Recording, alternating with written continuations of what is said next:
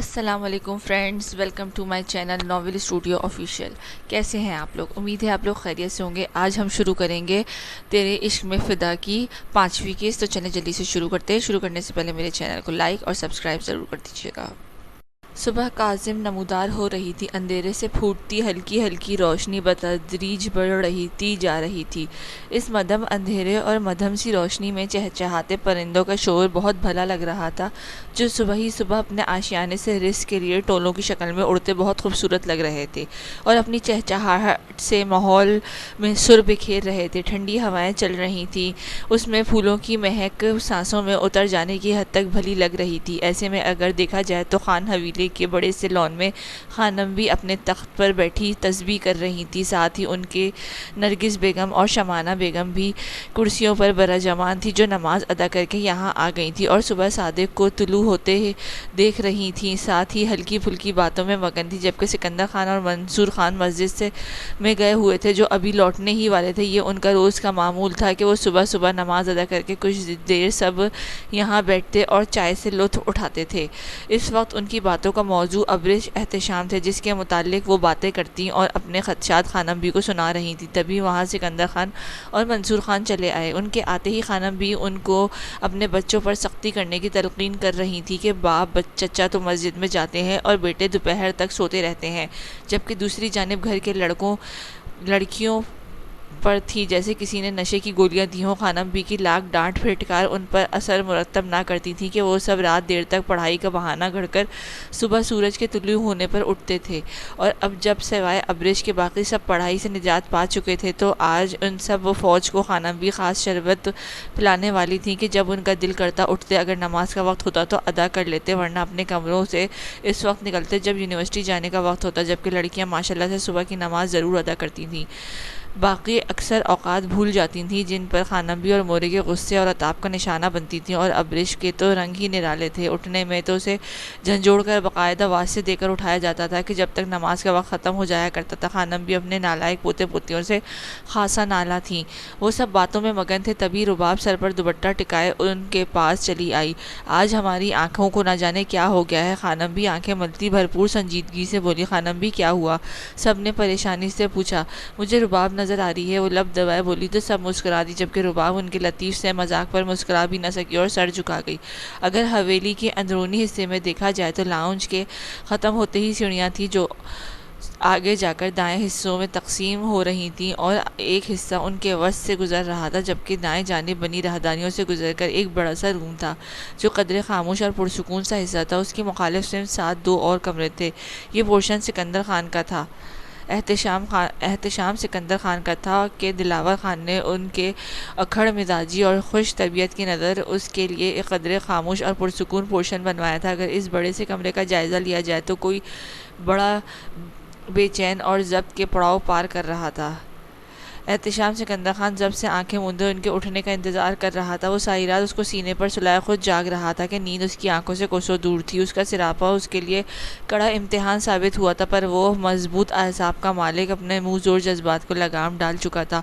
ابرش اس کے سینے پر سر دھرے گردن میں منہ چھپائے میٹھی نیند میں مہو تھی، اس کا ایک ہاتھ جو بار بار پھسل کر نیچے کو لڑک جاتا تھا۔ احتشام سکون سے اسے واپس اپنے آہنی بازو سے گزار کر گردن میں ڈال گیا تھا کہ ابرش اب ساری کی ساری اس پر چھائی، اس کی گردن میں چہرہ چھپایا، اس کے مضبوط کندھوں سے ہاتھ گزار کر اس کی گردن کے گرد باہوں کا ہار ڈالے اپنی حالت سے بے خبر پڑی۔ احتشام کا سکون غارت کر چکی تھی، جبکہ احتشام کا ایک بازو ہنوز اس کے پہلو کے گرد لپٹا تھا اور دوسرا ہاتھ سے لاشعوری طور پر اس کے بالوں کی جڑیں سہلا رہا تھا۔ اس کے دل کی دھڑکنیں ہنوز تیز تر تھیں۔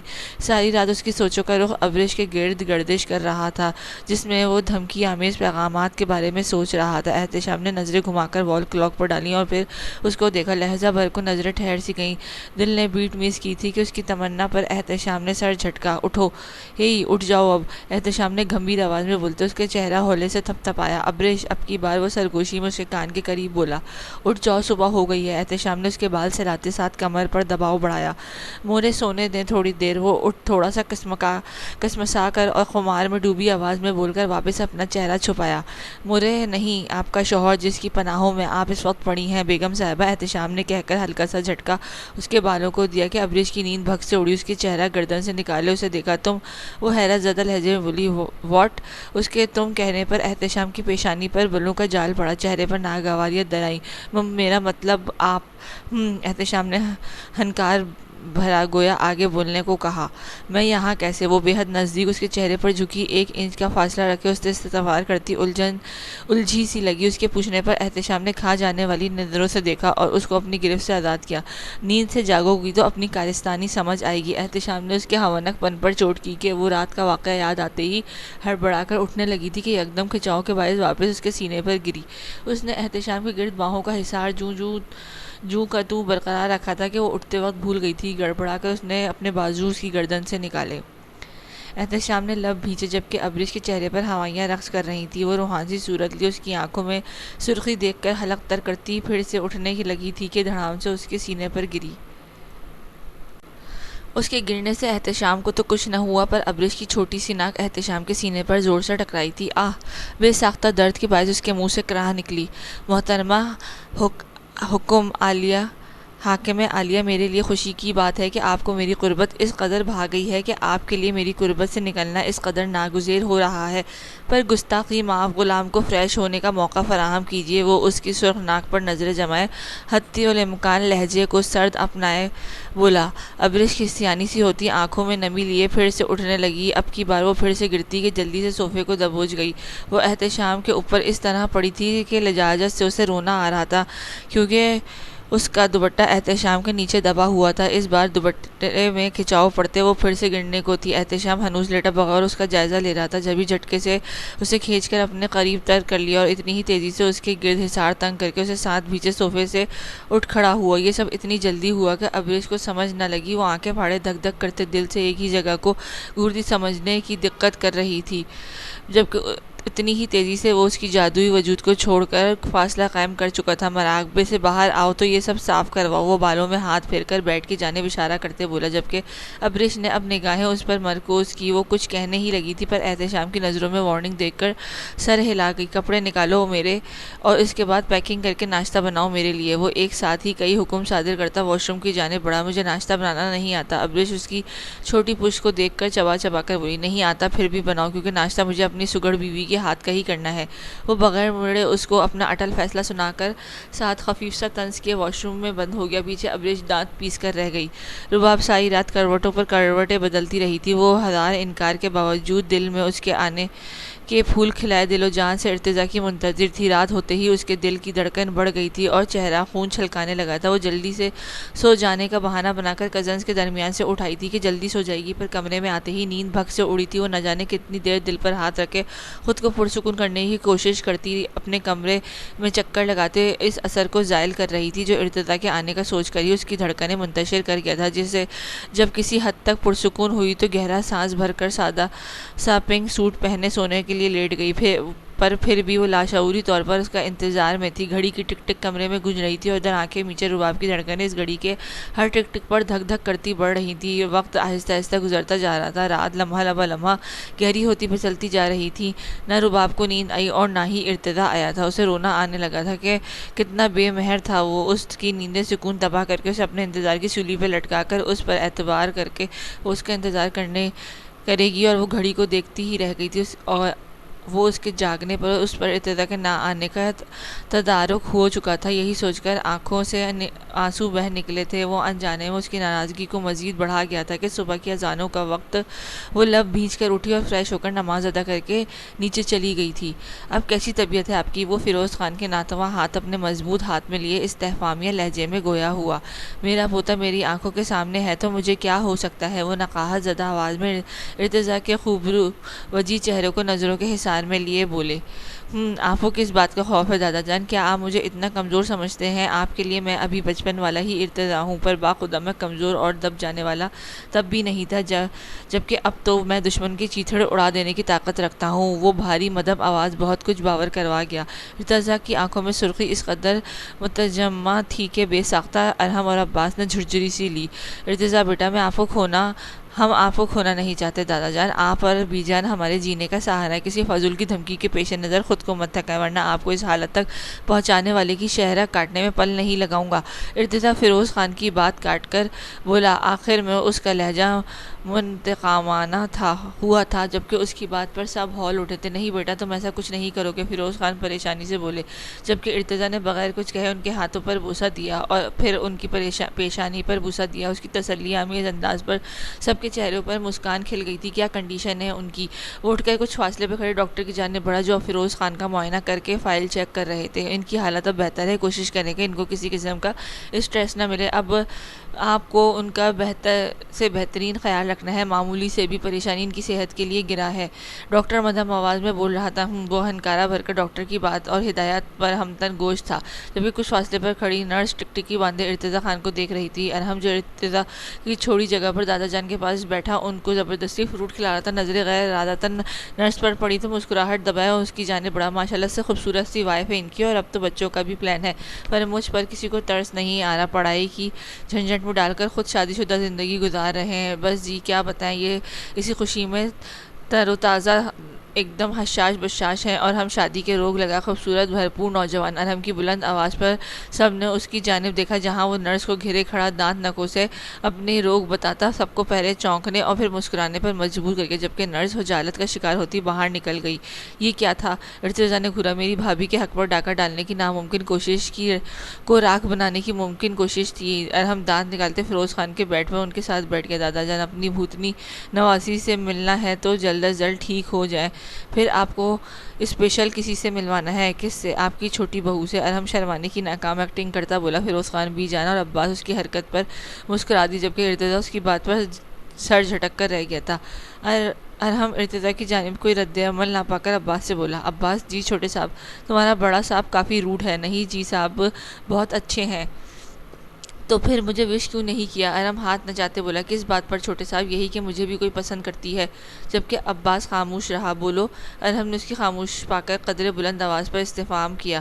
جی وہ بڑے صاحب پہلے بی بی جی کی آنکھوں کو تسلی کا معائنہ کروانا چاہتے ہوں گے، جبکہ اس کی بات پر ارحم نے خون خوار نظروں سے گھورا تھا کہ وہ ہڑبڑا کر فوراً رفو چکر ہو گیا۔ چلیں بی جان۔ ارتضیٰ بی جان کی جانب متوجہ ہوا اور ان کا ہاتھ پکڑ کر دروازے کی جانب بڑھا۔ دادا جان کا خیال رکھنا ہے، نہ کہ مزید بیمار۔ عباس ادھر ہی ہے تمہاری حالات و سکنات پر غور کرنے کے لیے۔ ارتضیٰ ارحم کو دیکھ کر بھاری لہجے میں بول کر باہر چلا گیا۔ وہ رات کو اپنی زندگی سے ملنے جا رہا تھا کہ راستے میں ہی اسے ارحم کے فون کر کے فیروز خان کی طبیعت خرابی کا بتایا کہ وہ مسلسل فون کر رہا تھا پر نمبر بند تھا، اور اس وقت وہ لوگ ہاسپٹل میں ہی ہیں۔ یہ سنتے ہی ارتضیٰ سارا معاملہ سمجھ چکا تھا، اور آباد خان کا فرصت سے فیصلہ کرنے کا سوچ کر وہ ہاسپٹل کی جانب گاڑی موڑ گیا تھا۔ اس وقت وہ سب لاؤنج میں بیٹھے خانم بی کی ڈانٹ میٹھی لسی کی طرح پی رہے تھے، جب گولڈن رنگ کے سعادت سے سوٹ پر ریڈ کام سے بھرا دوپٹہ سر پر ٹکائے خوبصورت سی مگر روحان سی ہوئی ابریش نیچے آئی۔ جہاں تک میں نے سنا ہے نیولی کپل دل سے آتے ہیں۔ سجل ابریش کو آتا دیکھ کر زرش کے کان میں خسر پھسر کی۔ میں نے بھی یہی سنا تھا، پر ان کی بات الگ ہے، ایک آگ تو دوسرا بھی آگ ہے۔ ماہنور دانت نکوں سے ہولے سے بولی۔ مجھے سمجھ نہیں آئی۔ ارے بدھو، یہ رات ایک دوسرے کو کوسنے جلانے میں لگے ہوں گے، تمہیں تو پتہ ہے کس حد تک عاجز ہے ایک دوسرے کی۔ اگر ایک برف بھی ہوتا تو دوسرے کو ٹھنڈا کر دیتا، مگر یہ تپانے میں مگن ہوں گے۔ ماہنور مسکراہٹ دبائے بولی، ویسے احمد بھائی کا رنگ شادی سے پہلے ہی تم پر چڑھ رہا ہے، بعد میں تو تم احمد ہی نظر آنے والی ہو۔ سجل کے مزے لے کر کہنے پر ماہنور نے ایک دھموکا جڑا۔ آہ، تم لوگ کیا صبح صبح کان کا میل صاف کر رہی ہو؟ احمد ان کی جانب جھکا انہی کے انداز میں بولا، آپ کو کس نے دعوت دی؟ میری ہونے والی زوجہ نے۔ لو میرے کان بھی صاف کرو۔ احمد ڈھٹائی سے چٹکلا چھوڑ کر کان ماہنور کے سامنے کیے۔ پیچھے ہٹو۔ ماہنور جھنجھلائی تو وہ دونوں ہنس دی۔ اچھا اکیلے میں صاف کرو گی کیا؟ احمد اس کی جھنجھلاہٹ پر زج کرتا بولا۔ خانم بھی دیکھے اپنے چھچورے پوتے کو۔ وہ ایک دم پھٹ پڑی کہ سب نے اسے گھورا اور ابریش کی جانب متوجہ ہوئے، جس کی اتری صورت دیکھ کر معاملہ سمجھنے کی کوشش کر رہے تھے۔ کیا ہوا بیٹا؟ مورے اور نرگس گھبرا کر اس کی جانب بڑھی۔ مجھے کھانا نہ بنانا نہیں آتا مورے، ابریش سر جھکائے روتے بولی۔ وہ تو مجھے پتا ہے، رو کیوں رہی ہو؟ کیونکہ مجھے ناشتہ بنانا بھی نہیں آتا، اس نے جھنجھلا کر کہا۔ تو مت بناؤ بیٹا، نرگس بیگم نے پیار سے کہا، پر مجھے آپ کے جلاد بیٹے نے کہا ہے۔ ابریش پھٹ پڑی۔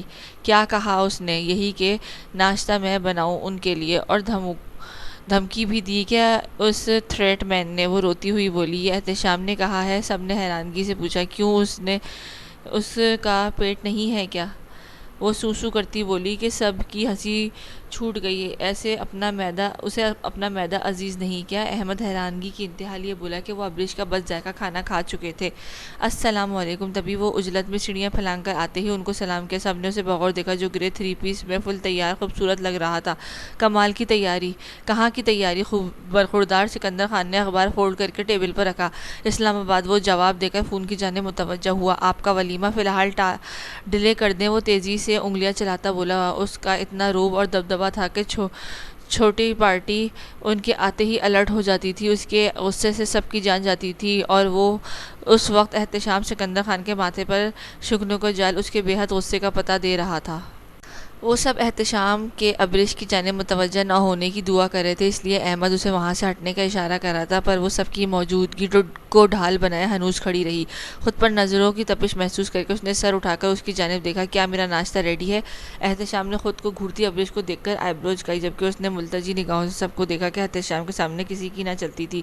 بیٹا کل تو اس کی شادی ہوئی اور آج کچن میں جاتی اچھی لگے گی، بھلا نرگس بیگم بہو کی سائڈ لیتی بولی۔ بڑی فکر بہو کی، ویسے ناشتہ میں نے اپنے ہی بنانے کو کہا تھا جو اس کا فرض ہے۔ احتشام ابریش کو گھور کر برفیلے لہجے میں بولا۔ ناشتہ لگ گیا ہے، آ جاؤ۔ انعم بیگم نے سب کو اطلاع دی۔ ٹھیک ہے، مجھے اجازت دیں۔ وہ فون کی اسکرین پر کچھ ٹائپ کرتا سنجیدہ لہجے میں بولا۔ بیٹا ناشتہ اپنی بہو کو سکھا دیجیے گا، واپس آ کر اسی کے ہاتھ کا کروں گا۔ وہ ابریش کو تنفر بھری نظروں سے دیکھ کر سب سے ملتا باہر کی جانب بڑھا۔ وہ جب واش روم تھا، ابریش اس بات کا فائدہ اٹھا کر اپنے پرانے کمرے میں آ گئی تھی اور جلدی سے فریش ہو کر نیچے آ گئی۔ 10 منٹ بعد احتشام جب باہر نکلا تو خالی کمرہ منہ چڑھا رہا تھا۔ ابریش نے نہ کپڑے نکالے، نہ پیکنگ کی اور نہ خود نظر آئی۔ احتشام نے غصے سے مٹھیاں بھینچی اور انٹرکام پر اپنے خاص ملازم شبیر کو بلا کر اپنی پیکنگ کروائی تھی کہ احتشام کا ہر کام وہی کرتا تھا۔ جاؤ، احتشام کو دروازے تک چھوڑاؤ۔ خانم بی کے سخت لہجے میں کہنے پر ابریش انکار نہ کر پائی اور احتشام کے پیچھے قدم بڑھائے۔ وہ جان بوجھ کر سست روی سے چل رہی تھی کہ اس کے پیچھے پہنچنے تک وہ گاڑی میں بیٹھ جائے گا، پر اس کے ارادے دھرے رہ گئے تھے جب وہ اس کو بیچ راستے سے جارحانہ انداز میں کھینچ کر اپنے قریب تر کر چکا تھا، اتنا کہ احتشام کی سلگتی سانسیں ابریش کا چہرہ جھلسا رہی تھیں۔ گرم سانسوں کے تھپڑوں سے ابریش کی پلکیں لرز اٹھی تھیں اور چہرہ یکلخت سرخ پڑا تھا۔ دونوں کے درمیان فاصلہ سمٹ چکا تھا جب احتشام نے اپنے بازو اس کی کمر کے گرد حائل کر کے اسے اپنے سینے سے لگایا، جبکہ دوسرے ہاتھ سے اس کے مٹھی میں دبوچ کے چہرہ اپنے روبرو کیا۔ جو حرکت تم نے کی ہے اس کا انجام کے لیے تیار رہنا، وہ سرد آواز میں پھنکار کر اسے باور کرا گیا۔ چھوڑیں مجھے۔ ابریش نے اس کو کندھے سے پکڑ کر دھکیلنا چاہا پر 1 انچ بھی نہ ہلا سکی۔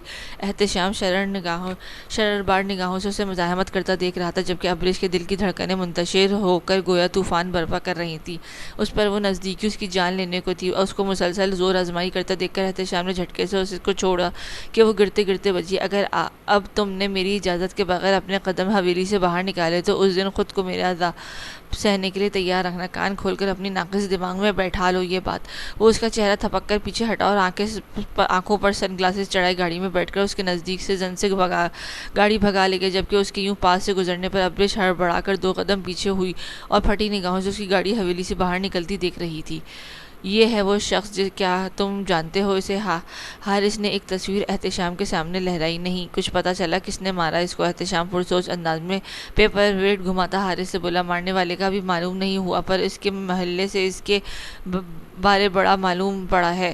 ان کے مطابق یہ کسی کے ہاں ملازم تھا، پر کس کے یہ پتا نہیں، لیکن اس سے ملنے اس کا دوست آتا تھا۔ آفتاب نام ہے اس کا، بڑی گہری دوستی ہے دونوں کی۔ اس کے گھر کی تلاشی لینے پر شراب کی ٹوٹی بوتلیں اور سگریٹ کے بچے ٹکڑوں کے سوا کچھ نہیں ملا۔ وہ احتشام کو اکٹھی کی ساری انفارمیشن سے آگاہ کرنے لگا۔ اور فیملی؟ احتشام ہنوز نظر اپنے ہاتھ میں پکڑے کانچ کی گول گیند کو دیکھتے پولیس اسٹیشن میں حارث کے آفس میں اس کے بالکل سامنے شاہانہ انداز میں کرسی پر برجمان گھمبیر آواز میں بولا، جبکہ سامنے پڑی لکڑی کے بڑے سی میز کے اوپر بچی سبز چادر کو اوپر ایک بھاری بڑی سلائڈ فکس تھی، جس کے اوپر ایک سلائڈ پر چھوٹا سا سبز ہلالی پرچم رکھا تھا، جبکہ دوسری جانب ایک ڈائری اور پن باکس رکھا تھا۔ اس ٹیبل کے اس پار حارث پولیس یونیفارم میں ملبوس بھرپور جوان مرد، خوبصورت نین نقوش کا حامل S H O Haris Rauf कुर्सी पर पुश लगाए एक बाजू हैंडल पर रखे जबकि उसके दूसरे हैंडल पर कोहनी टिकाकर हाथ की मुट्ठी बनाकर थोड़ी पर जमाए संजीदा था। इस वक्त अपने खड़ूस दोस्त एहतशाम सिकंदर खान के चेहरे के तासुरात का जायजा ले रहा था, जिसके माथे पर बेशुमार बलदे और आंखें सुर्ख अंगारा हो रही थी। फैमिली इसकी है नहीं, एक बूढ़ी माँ थी, उसकी डेथ हो चुकी है। हारिस उसको एक बार फिर दीवार में छोटी सी बॉल पटक कर कैच करता देख रहा था। और आबिद, उसका मालूम हो गया, मेरी टीम उसके पीछे लगी हुई है। वैसे मैं एक बात सोच रहा हूँ। हारिस अब की बार मुट्ठी थोड़ी सी हटाकर दोनों बाजू टेबल पर रखकर हाथ आपस में उलझाए थोड़ा सा आगे की जानिब झुका बोला, जबकि आवाज़ में सख्त परेशानी छलक रही थी। क्या?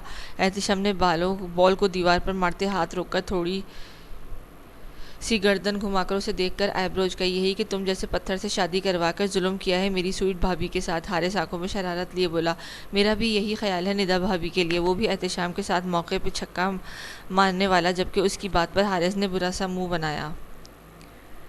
मैं तो जान देता हूँ अपनी बीवी पर। हारिस ने जैसे उसकी मालूमात में इजाफा करके गोया एहतशाम को सुलगाने की सही की, और मैं उसके लिए जान ले सकता हूँ। एहतशाम हनूस संजीदगी से बोला, तो अपनी बेदारी क्यों जताते हो, इतनी बेदारी क्यों जताते हो? जब बचपन से ही उसके इश्क में गिरफ्तार हो तो क्यों ये खौल चढ़ाए घूम रहे हो? हारिस उसके वजी चेहरे पर नज़रें मरकूज़ किए बोला, गोया उसका दिल कुरेद रहा हो। तो मैं मालूमात गलत फराहम हुई हैं SHO हारिस रऊफ, मुझे उससे इश्क विश नहीं है सिवाय तनफुर के। एहतशाम सर्द आवाज़ में फनकारा। हारिस के लबों पर मुस्कुराहट खिल गई, जैसे एहतशाम की घुरियों पर लब दबाए जब्त करने लगा। अच्छा, तो इतना क्यों उसके लिए पजेसिव हो रहे हो? हारिस ने दूसरा सवाल दागा, जैसे आज मनवा कर छोड़ेगा, क्योंकि वो अब मेरी इज्जत है। मेरा ख्याल में ये बहुत है तुम्हारी जानकारी के लिए। एहतशाम रूपदार आवाज़ में बोला, वो तो बचपन से ही तुम्हारी इज्जत बन गई है, तुम खुद पर जितना मर्जी जबर कर लो, ये कौल चटक कर रहेगा। हारिस गहरा मुस्कुराकर उसे देखते बोला, अपनी मुस्कुराहट गायब करो अगर मज़ीद कुछ दिन दुनिया में रहना चाहते हो तो। एहतशाम सख्त झुंझला कर धमकी आमेज़ लहजे में बोला था कि हारिस खासा खिलकर मुस्कुराया था, जिससे एहतशाम का दिमाग घूमा था। अपनी बीवी पर ध्यान दो, कल ही तुम्हारी शिकायत आई है, उसे टाइम दो। एहतशाम उसे निदा के ख्यालात से आगाह करता उसके हैरत में छोड़े अपनी जगह से उठा। निदा हारिस की बीवी थी, कुछ दिनों से वो बहुत वक्त कम निदा को दे रहा था, जिसकी शिकायत उसने एहतशाम से की थी। खाना भी इतनी जालिम तो ना थी आप? अब्रिश मुंह बसूरती बोली, मैं अब भी जालिम नहीं हूँ लड़की, चमचा हिलाओ। खाना भी सख्त लहजे में बोली, जबकि इस दौरान दरवाजे की ओट में खड़ा अहमद अब्रिश को वीडियो बना रहा था।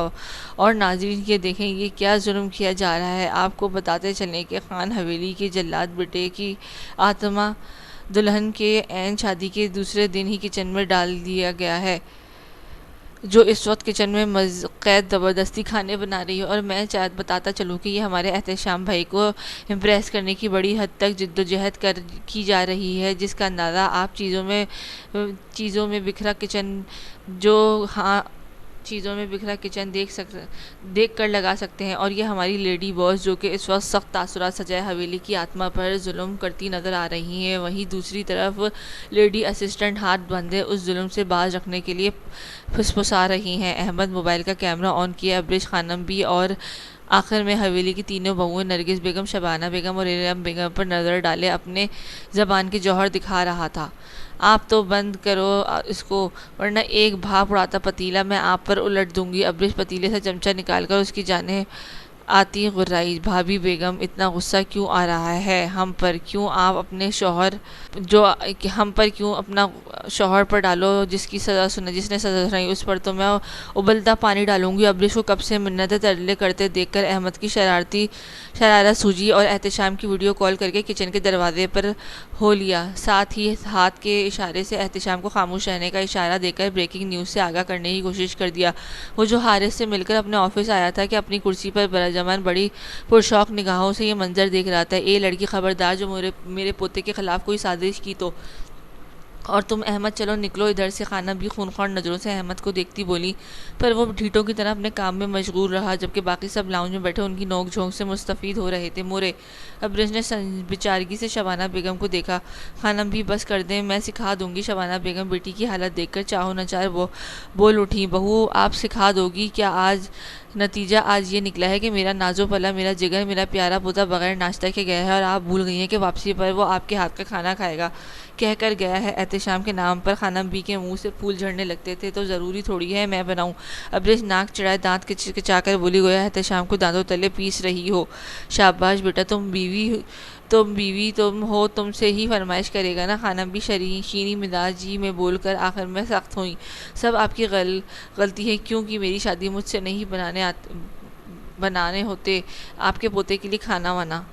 ابریش جس کو صبح ہی خانم بھی کچن میں دھرے کھڑی تھی کہ اب بھی بس ہوئی تھی۔ اچھا چلو بس کرو، شام کو پھر کلاس ہوگی۔ خانم بی کو بھی ترس آیا تھا، اس کومل چہرے پر جو سڑو کی بھیڑ سے سرخ پڑ چکا تھا، اور ابریش کو تو گویا آزادی کا پروانہ مل گیا تھا۔ اتنی خوشی جان چھوٹ جانے پر تھی کہ وہ دوڑ لگا کر کچن کے حدود کو پار کر گئی تھی، اسی خوف سے کہیں خانم بی پھر سے روک نہ لے۔ احتشام کے جاتے ہی خانم بی نے تو ابریش کو کچن میں یوں کھڑا کیا تھا گویا سب کچھ آج ہی سکھا ڈالیں گی کہ اس کی لاکھ منت سماجت پر خانم بی پر ذرا اثر نہیں ہوتا، اور پاس کھڑے ہو کر اس سے احتشام کی پسند کی ایک دو ڈشز بنوائی تھی۔ اس دوران اس کے مورے بڑی مما، چھوٹی مما، غرض حویلی کی کسی بھی شخص کی مداخلت کی اجازت نہ ملی تھی۔ کیا ہوا ابریش، اس طرح کیوں بھاگ رہی ہو؟ مانور مسکراہٹ دبائے بولی۔ اس کے پیچھے پیچھے احمد بھی ہنوز کیمرہ کھولے لائیو کوریج کر رہا تھا، جس سے سب انجان تھے۔ اس شخص کی وجہ سے مجھ پر کیا کیا ظلم ڈھائے جا رہے ہیں، کسی کو طرز نہیں آتا۔ اسے کچن میں جا کر کھانا بنانا موت کے مترادف لگا تھا۔ بے ساختہ اس کے لبوں پر مسکراہٹ رینگ گئی۔ دوسری جانب احتشام کے دل نے میڈ مس کی، یہ لڑکی اپنے لیے مشکل بڑھا رہی ہے۔ وہ فقط زیر لب بول کر رہ گیا، یہ احتشام بھائی کی دھمکی کا اثر ہے، یوں بڑا آیا آپ کا احتشام بھائی چنگیز کی اولاد، میں نہیں ڈرتی اس سے۔ ابریش ہاتھ نچا نچا کر کہتی ہے، اپنے فون اٹھا کر بیٹھ گئی، پر سکندر خان کا گلا ہنکارنے پر وہ خائف ہوتی ہلکا سا ہنس دی۔ وہ مجھے ایسے ہی لگتا ہے بڑے پاپا۔ ابریش نے چونکہ ان کے دل صاف کرنے کے لیے اپنا مداح بیان کر ڈالا تھا، تبھی اس کے فون کی اسکرین پر جلاد کے نام سے میسج جگمگانے لگا۔ ابریش ناکے پھاڑے اس کے نام کو دیکھا اور پھر میسج اوپن کیا۔ اچھی کوشش ہے اور نہایت ضرور ہے کہ میرا یہ کام تم کرو، ابھی تو کھانا بنوایا ہے، میں چاہتا ہوں میرے کپڑے بھی تم واش کرو، میرے پریس بھی کرو، میری چھوٹی چیز کا خیال تم رکھو۔ جہاں تک رہی بات ڈرنے کی، تو بہت اچھی بات ہے، نہیں ڈر لگتا، آگے کے مراحل میں کوئی دقت نہیں ہوگی۔ وہ دور بیٹھے بھی ابریش کا سانس خشک کر گیا تھا۔ ابریش جیسے اس کا میسج پڑھ رہی تھی، غصے سے اس کا چہرہ سرخ ہو رہا تھا، وہیں اس کی آخری زمینی بات پڑھ کر ایک دم سٹپٹائی اور خونخوار نظروں سے احمد کو دیکھا۔ احمد بھائی، میں آپ کو نہیں چھوڑوں گی آج۔ ابریش کشن اٹھا کر چیختی اسے مارنے کو لپکی۔ وہ دانت نکوچ سے اپنے کمرے کی جانب بھاگ گیا۔ کیا کہا احتشام بھائی نے؟ یقیناً تعریف کی ہوگی۔ رباب اس کے سرخ چہرے کو دیکھتی مسکراہٹ دبائے بولی، ایک نیا حکم کپڑے دھونے اور پریس کرنے کا دیا ہے، اور ساتھ نہ ڈرنے کی دھمکی بھی دی ہے۔ ابریش کڑوا منہ بنا کر بولی کہ سب کی ہنسی چھوٹ گئی، میں پڑھنے جا رہی ہوں، مجھے کوئی ڈسٹرب نہ کرے۔ ابریش خانم بی کو دیکھتی بولی اور چھڑیوں کی جانب قدم بڑھائے، جبکہ باقی سب آپس میں باتیں کرنے لگے۔ وہیں لڑکیوں نے سر جوڑ لیے، اس میں بھی احتشام بھائی کی روح سرایت کر رہی ہے۔ رباب نے ان دونوں کو دیکھتے کہا، ہولے ہولے وہ بھی مکمل سرایت کر جائیں گے۔ سجل نے کہا، بھائی میں تو ان کی لو اسٹوری دیکھنے کے لیے ایکسائٹیڈ ہوں۔ جب احتشام بھائی ابریش کے لیے شدت پسند ہوں گے، اور سوچو جب ان جیسا کھڑوس شخص رومانس کرے گا تو کیسا لگے گا۔ یہاں آؤ اور مجھے پیار کرو ورنہ میرا غضب دیکھو گی۔ مہرور نے احتشام کی طرح سخت لہجے میں بولنے کی ایکٹنگ کی تو تینوں کا قہقہہ گونجا۔ باقی سب جو اہم معاملے پر گفتگو کر رہے تھے، جن میں بچوں کی شادیاں، پیشیاں اور ارتقاء کا حکم بھی، کہ سب نے حیرت سے ان کو دیکھا تو وہ ہنسی ضبط کرنے کے چکر میں لال ہو رہی تھی۔ یہ بھیانک آوازیں کہاں سے آ رہی ہیں؟ تبھی احمد تن فن کرتا نیچے آیا۔ وہ سب اس کو چھوڑ کر انجوائے کر رہی تھیں، جبکہ ساحر اور زارون اپنے دوست کے گھر گئے ہوئے تھے۔ احمد کو سکندر خان نے روک لیا تھا تو اب وہ دندناتا پھرتا سب کو تنگ کر رہا تھا۔ لو جی، آ گئے آپ کے ہونے والے۔ یہ تمہارے تو کان نہیں تھے خراب، اب کیسے سنائی دے رہا؟ مہنور نے گھورا۔ اچھا ہوا یاد دلا دیا، چلو آؤ ادھر لان میں چلتے ہیں اکیلے میں۔ اس نے مہنور کی گلائی پکڑی تو وہ ایک دم ہڑبڑائی اور اس کے ہاتھ سے دھپ رسید کرتے ہاتھ چھڑوا کر اپنے کمرے میں چلی گئی۔ تم سے تو علیحدگی میں نمٹنا پڑے گا اب کو۔ احمد بڑبڑا کر رہ گیا، دانت مت نکالو، تم دونوں بھائی کی سائڈ نہیں لے سکتی۔ احمد نے اپنی بہنوں کو گھورا اور سکندر خان کی جانب بڑھ گیا۔ بینش حالت دیکھو اپنی کیا بنا لی ہے۔ ماہم اس کی اجڑی حالت دیکھ کر برہمی سے بولی، تو اور کیا کروں مورے، نہیں ہو رہا مجھ سے برداشت۔ بینش یکدم پھٹ پڑی۔ تو مجھے بتاؤ کیا کروں میں؟ تمہیں کس نے کہا تھا پسند کرو اسے، جبکہ جانتی تھی کہ وہ چڑیل اس کے نکاح میں ہے۔ ہاں مجھے لگا تھا کہ وہ اسے چھوڑ دے گا، پر اب مجھے احتشام چاہیے۔ ہر حال میں اپنے پاگل پن سیٹ کرو، ایسا اب ممکن نہیں ہے۔ دونوں بہن بھائیوں نے دماغ خراب کر دیا ہے، اٹھو فوراً اور حالات درست کرو اپنی۔ ماں بیگم اس کو کھری کھری سناتی، یہ جا وہ جا، احتشام کیوں کیا تم نے ایسا؟ میں مر جاؤں گی، میں تم سے بہت محبت کرتی ہوں احتشام، میں تمہیں حاصل کرنے کے لیے میں ہر حد سے گزر جاؤں گی۔ وہ فون میں اس کی تصویر دیکھ کر خونی انداز میں بولی۔ جب ہی کچھ سوچ کر جھٹ سے اٹھی اور فون بیڈ پر پھینک کر وارڈروب سے ڈریس نکال کر واش روم میں بند ہو گئی۔ سنسان خالی کم چوڑائی والی سڑک پر آندھی طوفان کی طرح ارتضیٰ کی گاڑی آگے پیچھے مسلح گارڈز کی گاڑیوں کے درمیان جہاز کی سپیڈ کی طرح آگے بڑھتی جا رہی تھی۔ گاڑیوں کی رفتار اتنی تیز تھی کہ کچھ ہی دیر میں اپنے ہدف نظر آتے ہی ارتضیٰ کے گارڈز نے گاڑیاں سڑک کی دائیں بائیں ہوتی ارتضیٰ کو اشارہ دیا کہ وہ سپاٹ انداز میں سرعت سے اپنی گاڑی گزار کر روڈ کے بیچوں بیچ گھمائی کہ پہیوں کی چڑچڑاہٹ فضا میں گونجی۔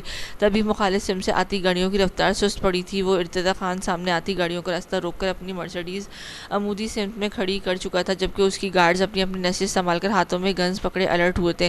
مخالف سمت گاڑی میں بیٹھے آباد خان کا حلق خشک ہوا تھا، تبھی انہوں نے گاڑیاں روک دی تھیں۔ ارتضیٰ خان گاڑی میں بیٹھا ترچھی نظروں سے سامنے گاڑی میں بیٹھے آباد خان کی گاڑی کو دیکھ رہا تھا، گویا بھسم کر ڈالے گا۔ تبھی آباد خان گاڑی سے اتر آیا تھا اور ارتضیٰ کے اشارے پر اس کی جانب بڑھا۔ کچھ فاصلے پر پہنچ کر وہ رکا جب ارتضیٰ باس کی سوٹ پہنے، شانوں پر شال ڈالے، دائیں ہاتھ میں پسٹل تھامے گاڑی سے اترا تھا۔ اس کا چہرہ سپاٹ تھا، جبکہ سیاہ آنکھوں میں غضب بربر تھا کہ بے ساختہ آباد خان 2 قدم پیچھے ہوا تھا۔ یہ کیا طریقہ ہے ارتضیٰ خان، آپ کیوں ہمارا راستہ روک رہے ہیں؟ آباد خان بہادری کا مظاہرہ کرتا بولا۔ تمہارا راستہ تمہیں موت کے جانب لے جا رہا ہے آباد خان، اور تمہاری دیرینہ خواہش ہے کہ اپنی موت میرے ہاتھوں لکھوانا چاہتے ہو۔ اگر اتنا ہی شوق ہے تو ابھی پورا کر دیتا ہوں۔ ارتضیٰ کہتے ہی اس کے پاؤں کے قریب گولی چلائی، جبکہ فاصلہ ہنوز برقرار تھا۔ اپنے پاؤں کے قریب آگ کے شعلے نکلتے دیکھ کر وہ خوف سے زرد پڑتا پیچھے ہوا، جبکہ ماتھے پر پسینہ اتر آیا تھا۔ تم بہت غلط کر رہے ہو ارتضیٰ، اس کا حساب تمہیں چکانا پڑے گا۔ آباد خان اپنی موت دیکھ کر چلا اٹھا تھا۔ حساب کون چکائے گا یہ وقت بتائے گا، اور اس وقت میرا مقصد تمہاری گندے دماغ میں یہ بات بٹھانا ہے کہ میری فیملی سے ہزار گز کے فٹ کی دوری پر برقرار رکھتے ہوئے اپنے انجام کی پرواہ کرو کہ اب تم نے میرے دادا جان یا کسی بھی فرد کو نشانہ بنانے کی کوشش کی تو وہ دن آخری دن ہوگا تمہارا عبرتناک انجام تک پہنچانے کے لیے۔ ارتضیٰ بھاری سرد آواز میں سے خبردار کرتا مڑا اور کچھ فاصلوں کی دوری پر جا کر رکا۔ ٹھا ٹھا ٹھا کی آواز سے 3 فائر اس کے قدموں کے آگے ارد گرد کیے کہ وہ ایک دم اچھل پڑا، جبکہ آباد خان کے آدمیوں پر ارتضیٰ کے آدمی نشانہ باندھے کھڑے تھے۔ اسے میری لاسٹ وارننگ سمجھ لو۔ یہ پسٹل کی دائیں ہاتھ میں اس کے قدموں کی جانب اشارہ کرتا برفیلے سے انداز میں بولا۔ دائیں ماتھے پر اسے قدموں کی جانب اشارہ کرتے برفیلے لہجے میں بولا اور قہر برساتی نظروں سے دیکھ کر اپنی گاڑی میں بیٹھا اور گاڑی سٹارٹ کر کے ریورس کرتا مسلح گارڈز کے ہمراہ اتنی ہی تیزی سے وہاں سے نکلتا چلا گیا تھا۔ آباد خان آنکھیں پھاڑے اس ہوئی افتاد پر بھونچکا سا رہ گیا تھا۔ وہ جو ارتضیٰ کو سمجھا رہا تھا وہ اسے متضاد نکلا، اور اب اور بھی اسے عادل صاحب کی مدد درکار تھی، جس کو سوچ کر وہ اپنی گاڑی کی جانب بڑھا تھا۔ اسے جلد از جلد عدیل سے بات کرنی تھی۔ تم لوگ وہاں جھک مار رہے تھو، بس عیاشی مل گئی ہے جو کر رہے ہو دن رات میں، اور میں اکیلا دشمنیاں نبھانے میں لگا ہوں بغیر تو کچھ احساس ہے۔ دوسری جانب سے فون اٹھاتے ہی آباد خان پٹ پڑا۔ وہ دونوں حسب معمولی سی فلیٹ میں موجود تھے کہ ان کا دل بہلانے کا مکمل انتظام تھا۔ وسکی کا گھونٹ حلق میں اتارتے سلیم نے پاس بیٹھی دوشیزہ کو اشارہ کیا، جس نے سمجھتے اٹھ کر چلی گئی۔ کیا ہوا ہے بابا حضور؟ سلیم سامنے پڑی ٹیبل پر پاؤں پھیلائے سکون سے بیٹھا۔ یہ پوچھ کیا نہیں ہوا؟ وہ کل کا بالغ ہم سے آباد خان سے مقابلہ کر رہا ہے، اور میں اتنی پاور کے باوجود سے کچھ نہیں کر پا رہا۔ آباد خان نے بے تحاشا ڈرا ہوا تھا جب یہ اس کی کھری کھری سنا رہا تھا۔ تو اب مت کرے مقابلہ چچا، عدیل نے غمگینی سے مسکراتے ٹکڑا لگایا۔ تم پاگل تو نہیں ہو گئے ہو عدیل خان؟ آباد خان اس کی بات کا پس منظر سمجھ کر دھاڑا۔ بس یہی دھاڑ اپنے اس بالغ کو بھی سنانی تھی، پر اب آپ میں وہ دم نہیں رہا جو آپ سے 13 سال پہلے تھا۔ وہ مزید سلگا تھا۔ تم ہمیں ہی سنا رہے ہو، جبکہ تمہارا پھیلایا گند ہم نے ہی سمیٹا تھا، بھول گئے؟ اور اب مجھے میں واقعی ہمت نہیں ہے اس عمر میں اب خور ہوتا پھروں۔ آباد خان سد تیش میں چلایا۔ ابا حضور ہمیں پوری بات تو بتائیں۔ سلیم اکتاہٹ کا شکار ہوتا بدمزہ ہوتا بولا، جبھی آباد خان نے اس کی ساری بات گوش گزار کر دی۔ اب بات یہ ہے کہ آپ تسلی سے بیٹھ کر بس تماشا دیکھیں، اور یہ کہ کام ہم پر چھوڑ دیں۔ ان کی نسلوں کو بھی یاد نہیں ہوگا کہ ہم اس کے پیچھے ہیں، اور وہ اپنا دشمن تلاش کرتے رہیں گے۔ سلیم مکروہ ارادہ لیے بولا، تم لوگ بھول گئے ہو کہ ان کی نظر میں تم مرے ہوئے ہو، عدیل نہیں۔ وہ ان کے بڑے دشمن ہم ہی تو ہیں، شک ہم پر ہی جائے گا۔ آباد خان کی ناقص سوچ پر تلملایا۔ اس کی فکر نہ کریں، آپ یہ سب کرنے کے لیے ان کا اپنا ہی بندہ ہے، وہ وقت پڑنے پر ہم اس سے ہی منظر عام پر لے آئیں گے۔ چچا عدیل نے پرسوچ انداز میں بولا۔ ان کی بات سن کر آباد خان کھٹاک سے فون بند کر چکا تھا۔ ہیلو، کل میں کیمپنگ کے لیے نکل رہا ہوں، جلسے کے دوران اسے بھون دوں اور نام ہمارا نہیں آنا چاہیے، پر وہ کسی بھی صورت بچنا چاہیے، ورنہ تم لوگ نہیں بچو گے۔ رباب رات کو کافی دیر تک لان میں چہل قدمی کرتی رہی، نہ جانے کتنی دیر وہ ارتضیٰ کے بارے میں سوچ رہی تھی، جبھی اس کے فون کی اسکرین روشن ہوئی اور ساتھ ہی میسج بھی بجی۔ روم میں آئے، فوراً میں انتظار کر رہا ہوں۔ جبکہ یہ میسج پڑھ کر رباب کی آنکھیں پھیلی اور دھڑکنوں نے بے تختہ اسپیڈ پکڑی تھی۔ وہ حواس باختہ سی ہو کر نظریں اس میسج پر مرکوز کی کھڑی تھی کہ کون؟ وہ جانتی تھی یہ میسج بھیجنے والا کون ہے، پر دل کی تسلی پھر بھی کرنی تھی۔ جبھی لرزتے ہاتھوں سے میسج کی روشنی کا پروانہ دوسری جانب سے فوراً رپلائی آیا۔ رباب کا پورا وجود سنسنا اٹھا تھا۔ وہ سوچ آتے ہی وہ اس کے کمرے میں موجود دل گویا کانوں میں دھڑکتا محسوس ہوتا۔ وہ فون کو زور سے مٹھی میں دبوچے کھڑی تھی۔ آپ آ رہی ہیں یا میں خود آؤں؟ 5 منٹ بعد دوبارہ میسج آیا کہ رباب نے کرنٹ سا لگا تھا۔ ایک دم سے وہ بڑبڑائی اور اندر کی جانب قدم بڑھائے۔ اگر وہ نہ گئی اور وہ نیچے آ گیا تو یہی سوچ آتے ہی اس کے پاؤں میں تیزی آئی۔ اپنے کمرے تک پہنچتے ہی اس نے تھوک نکلی اور کپکپاتے ہاتھ سے ہینڈل گھما کر قدم اندر رکھے ہی تھے کہ جب کوئی بڑی تیزی سے اسے اپنے گرفت میں لے کر دروازے سے پن کر چکا تھا۔ اس اچانک ہوئی افتاد پر رباب کے منہ سے ہلکی سی چیخ نکلی تھی جس کے بروقت گلا گھونٹ چکا تھا۔ کیا کر رہی ہیں؟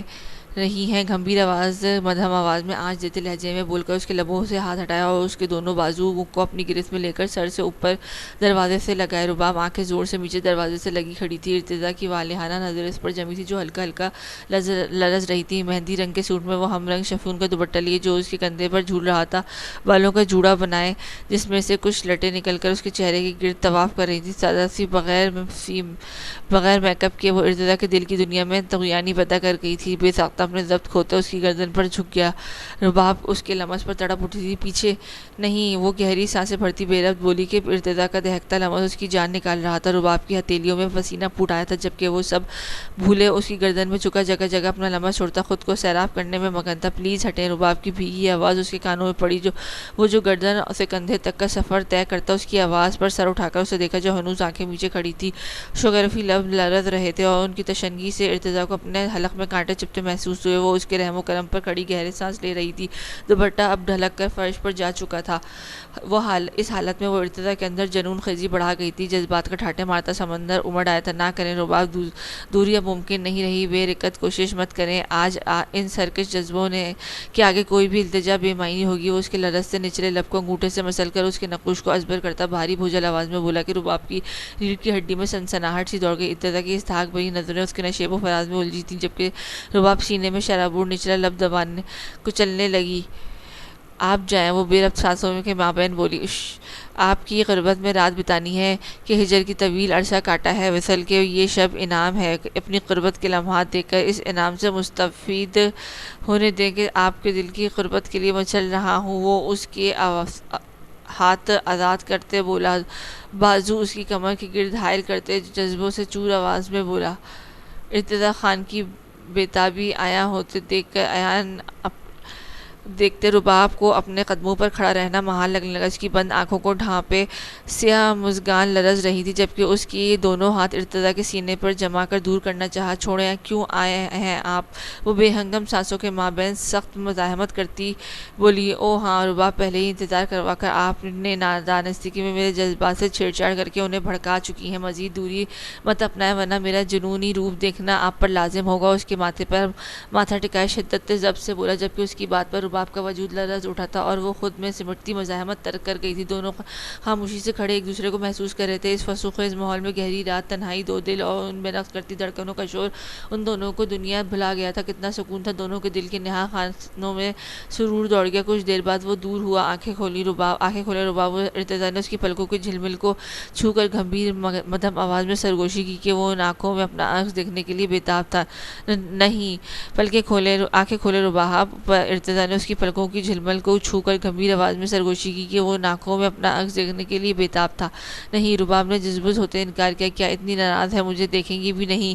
وہ اپنی کسرتی بازو اس کی جانب رکھے قدے جھکے بھوجل آواز میں سرگوشی کر کے رباب کے دل پر کاری ضرب لگا گیا تھا کہ وہ جو اس سے بچنے کی صحیح کرتی جا رہی تھی آنکھیں نیچے کھڑی تھی، فوراً سے آنکھیں کھول دیں۔ ارتضیٰ کے لبوں پر تبسم پھیلا تو وہ بھی اس کے عشق میں پور ڈوبی ہوئی تھی۔ وہ گہری سیاہ آنکھیں اس کی آنکھوں میں گاڑے اپنے عکس دیکھ رہا تھا، جبکہ رباب اس کی نظروں میں چھلکتے تقاضوں کی تاب نہ لاتے ہوئے نظریں جھکا کر یہاں وہاں دیکھتی ہاتھ مروڑنے لگی۔ کیا مسئلہ ہے؟ ارتضیٰ لب دبا اس کی نظریں چراتا دیکھ کر گھمبیر آواز میں بولا، جی آپ ہے مسئلہ؟ رباب جھنجھلا کر بولی، جو کب سے اس کے سر پر کھڑا جان نکال رہا تھا۔ تو اس مسئلے کا حل کہ آپ کے چلے جائیں، اور ایک دم پھٹ پڑی، یہ حل نہیں ہے، اب یہ مسئلہ آپ سے لپٹ چکا ہے، میں بتاؤں اس کا حل؟ وہ گہری نظریں اس کے سراپے کو دیکھتے بولا، اور جھک کر اس کے کان میں سرگوشی کی تھی کہ رباب کان کی لو تک دھنک رنگوں میں نہا گئی تھی۔ چلے آئیں، آپ کی ناراضگی دور کرتا ہوں۔ وہ مشکل اپنے سرکش جذبوں کو لگام ڈالے اس کے وجود سے نظر چراتا ہاتھ تھامے آگے بڑھا، میں نہیں ہوں ناراض، جب اتنے سالوں تک پرواہ نہیں کی تو اب ناراضگی کی کیوں کر فکر ستا رہی ہے آپ کو؟ وہ جھٹکے سے ہاتھ چھڑوا کر قدرے بلند آواز میں بولی، اسے خود پہ تاؤ آ رہا تھا کیونکہ وہ اس کی جانب کھینچی چلی جا رہی تھی۔ آپ جائیں یہاں سے، کیوں آ جاتے ہیں بار بار؟ کیا چاہ رہے ہیں آپ؟ وہ دبی دبی آواز میں چلائی، جبکہ ارتضیٰ بغور اس کا جائزہ لے رہا تھا۔ میرے خیال میں آپ رخصتی چاہ رہی ہیں۔ وہ دونوں ہاتھ پشت پر باندھے ٹھہرے ہوئے لہجے میں بولا۔ رباب نے حیرت سے دیکھا، اس کی آنکھوں میں حیرت دیکھ کر ارتضیٰ آگے بڑھا اور نہایت نرمی سے اسے بازوؤں کے حلقے میں لیے بیڈ کی جانب بڑھا۔ آپ کی باتوں اور غصے سے یہی لگتا ہے کہ آپ تن و من سے میری پناہوں میں آنے کے لیے بےتاب ہیں۔ ارتضیٰ نے ہنسی کنٹرول کر کے اسے مزید سلگایا، کبھی نہیں، مجھے نہیں کروانی رخصتی، وہ مزاحمت کرتی بولی۔ جب ارتضیٰ نے اسے نازک آبگینے کی طرح نہایت نرمی سے بیڈ پر بٹھایا اور خود اس کے سامنے انتہائی قریب بیٹھا، اب بتائیں کیا وجہ ہے، کیوں پریشان ہے، کیوں نہیں کروانی رخصتی؟ ارتضیٰ اس کے ہاتھوں کو اپنے مضبوط ہاتھوں میں قید کیے دھیرے سے بولا، مجھے آپ کے ساتھ نہیں رہنا، طلاق، پہلی اور آخری غلطی کی تھی یہ آپ نے، آپ کی پہلی اور آخری غلطی۔ ارتضیٰ برفیلے لہجے میں اس کی بات کاٹ کر اس کے ہاتھوں پر زور سے دباؤ بڑھاتا بولا کہ رباب گھگھیا گئی۔ اس کی سرخ آنکھوں میں واضح وارننگ تھی کہ وہ چہرے پر چٹانوں سی سختی در آئی۔ تبھی ارتضیٰ نے اس کے ہاتھوں کو چھوڑا جو یکلخت کپاتے سرخ ہو پڑ گئے تھے۔ ارتضیٰ کا دل اتنی شدت سے دھڑک رہا تھا کہ اس کا دل کیا ہر چیز تہس نہس کر دے، پر وہ مہارت سے کنٹرول کی اپنے بالوں میں ہاتھ پھیر کر اس کے سامنے نیم دراز ہو گیا۔ آنکھوں میں سرخی حد سے زیادہ بڑھ چکی تھی، جبکہ رباب آنکھیں پھاڑے اپنے لفظوں پر غور کر رہی تھی۔ غصے اور جلد بازی میں اس نے کیا بول دیا تھا، اس کو اپنا دماغ معاف ہوتا محسوس ہو رہا تھا، جبکہ جسم سرد پڑنے لگا تھا۔ ارتضیٰ کا سرد رویہ اور آنکھوں کی سرخی اسے بتا گئی تھی وہ کتنی بڑی غلطی کر چکی ہے۔ وہ سانس روکے اس کے قریب بیٹھی تھی، آنکھوں میں پانی بہے جا رہا تھا، وہ جیسے سکتے میں چلی گئی تھی۔ تبھی ارتضیٰ نے اس کی حالت کی پیش نظر اسے کھینچ کر اپنے اوپر گرایا۔ وہ دونوں ہاتھ اس کے نازک ویسٹ پر جما کر خود کو قریب تر کر لیا تھا۔ وہ جو اس افتاد کے لیے تیار نہیں تھی، کٹی پتنگ کی طرح اس کے سینے پر آ گری۔ جوڑے میں مقید بال کھل کر ارتضیٰ کے چہرے پر چھا گئے تھے۔ ارتضیٰ نے اس کے بالوں کی خوشبو میں گہرا سانس بھرا، سینے میں اتارا اور پھر نہایت نرمی سے بال چہرے سے ہٹائے تھے۔ رباب جس نے سانس کھینچی ہوئی تھی گھبرا کر رکی، سانسیں بحال کی تو اس کی نرم گرم سانسیں ارتضیٰ کے چہرے پر پڑی تھیں کہ بے ساختہ ارتضیٰ نے اس کی سانسوں میں گہرا سانس بھر کے گویا خود کو بسایا تھا۔ دونوں کی دھڑکنیں حد سے تیز تھیں۔ تبھی ارتضیٰ نے اس کے رخسار پر کھڑے آنسو اپنے لبوں سے چونے، جبھی اس کے سینے پر رباب نے قمیص کو مٹھی میں دبوچ کر اس لمس کو رگو پے میں سرایت کرتا محسوس کیا تھا۔ ارتضیٰ نے ایک ہاتھ سے اس کے بال سمیٹے اور دوسرے سے یوں ہی اس کی کمر پر دباؤ بڑھائے ہوئے تھا۔ رباب، رخصتی ناگزیر ہو گئی ہے، کیونکہ اب آپ سے دور میں نہیں رہ سکتا اور میں ادھوری ملاقاتوں کا متحمل نہیں۔ آپ میری ہیں، میری بیوی ہیں، میں ہر وقت ہر پل آپ کو محسوس کرنا چاہتا ہوں، آپ کے دل میں دھڑکن بن کر دھڑکنا چاہتا ہوں، آپ کی سانسوں کو اپنا دم بھرتے دیکھنا چاہتا ہوں، آپ کے قرب کی تمنا چاہتا ہوں، اس میں زندگی کے رنگ جینا چاہتا ہوں، آپ کو اپنا اور میں آپ کا بنانا چاہتا ہوں۔ اور آپ ہیں کہ ان خوبصورت لبوں سے فضول لفظ ادا کر کے میرے اور اپنے لیے قہر کا سامان سمیٹنے لگی تھی۔ وہ خوبصورت مدھم اور باور کراتے لہجے میں اس کے نچلے لبوں کو سہلاتے بولا تھا۔ اس کی ارتضیٰ کی آنکھوں میں دیکھا تھا جہاں خمار کا جہاں آباد تھا۔ رباب کے پورے وجود میں برق رفتاری دوڑ گئی تھی۔ تبھی ارتضیٰ ضبط کھوتا پوری شدت سے اس کے لبوں کو قید کر چکا تھا۔ اس کی گرفت اور انداز میں اتنی شدت اور جنون تھا کہ گویا وہ ان کو کچھ دیر پہلے کی گستاخی کا سبق سکھاتا اپنی پکڑ سخت کرتا گیا تھا۔ رباب نے اس کے سینے پر ہاتھ رکھ کے دور دھکیلنا چاہا، پر ارتضیٰ اس کے دونوں بازوؤں کو کمر پر لے جا کر قید کر چکا تھا اور دوسرا ہاتھ اس کے بالوں میں الجھائے اس کے خود پر جھکائے اس کی سانسوں کو ضبط کیے رباب کو کسی اور ہی جہاں میں لے گیا تھا۔ ارتضیٰ کی تشنگی بڑھتی جا رہی تھی، وہ پوری دنیا سے بیگانہ خود کو سیراب کرنے میں مگن تھا۔